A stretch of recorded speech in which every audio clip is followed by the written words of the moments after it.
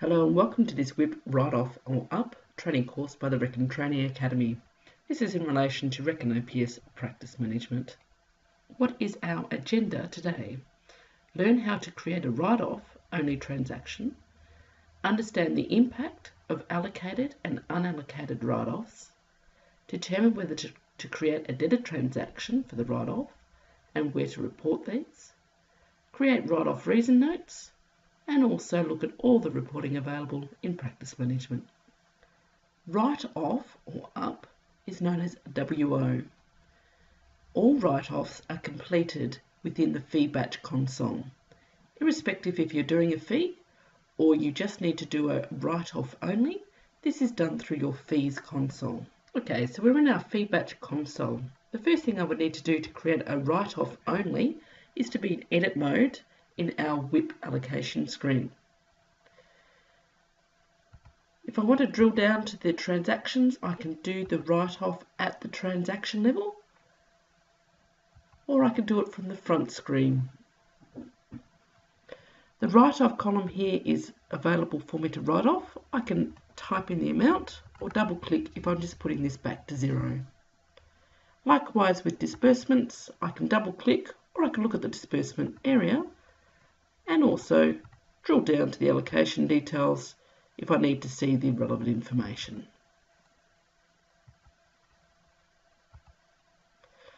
I have now successfully completed the write-off.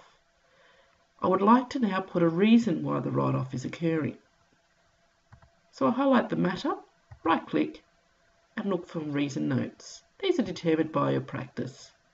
You'll have a reason from the drop-down list, and then you can put a more detailed explanation here. Once you've gone OK, you'll then see that this comes up as a little blue icon for your information on that fee. If you're using fee approvals, you would look at those information notes if you're reviewing the fee, or in this case, the write-off. You'll notice down the bottom here, create debtor transaction is set to no, and that would be optimal when you're only doing a write-off.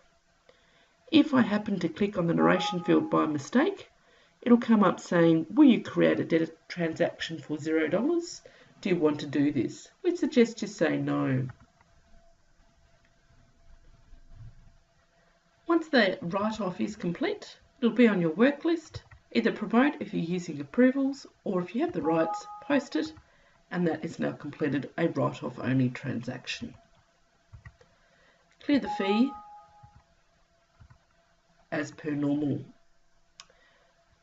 This particular write-off was done for K-Person Family Trust.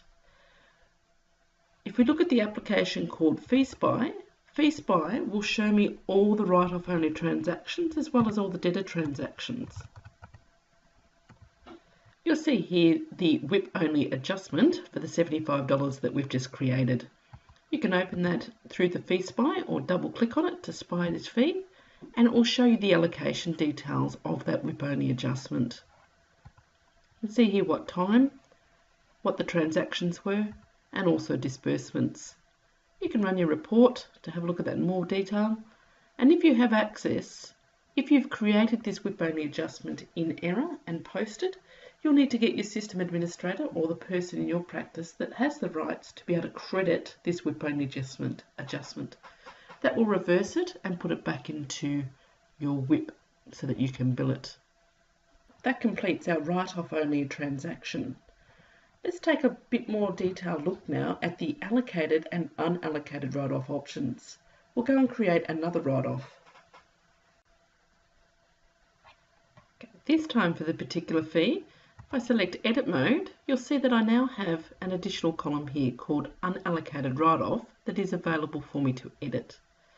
So this $31, if I drill down and have a look at the detail, I have a choice. I can bill it, write it off, which means the write-off column here will go against the milestone or the client, as well as assign it to graduate 2 as the fee earner. All write-offs, irrespective of which column, will always affect the write-off reports for the client or the debtor. If I decide to use an unallocated write-off for this transaction, or transactions here, Graduate 2, if you're reporting in Practice IQ, you'll see that there'll be $31 as an unallocated write-off.